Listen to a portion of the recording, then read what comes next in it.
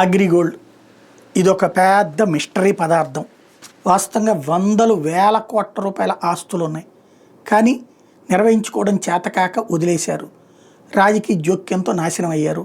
దాని పర్యవసానం ప్రస్తుతం అగ్రిగోల్డ్ వాళ్ళేమో జైళ్ళకి పోయినోళ్ళు, తర్వాత బెయిల్ మీద తిరుగుతున్నోళ్ళు.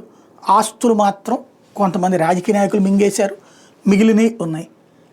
ప్రజలకు సంబంధించిన డబ్బులు ఆ మధ్య జగన్మోహన్ రెడ్డి ఇస్తానని చెప్పి పాదయాత్ర సందర్భంగా హామీ ఇచ్చి ఆ తర్వాత 10,000 రూపాయల వాళ్ళకి ముందు ఇచ్చాడు, 20,000 వాళ్ళకి కొంత ఇచ్చాడు.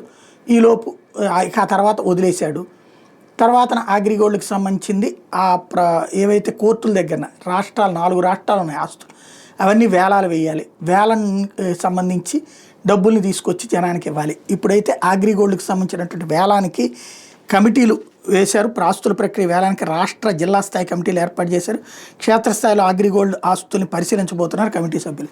ఇప్పుడు మళ్ళీ ఈ వేలం ఎవరైనా కొంటారా లేదా, ఇది కూడా సమస్య. లేదా ఇందులో రాజకీయ జోక్యం వచ్చిందంటే మళ్ళీ నాశనం అవుతుంది.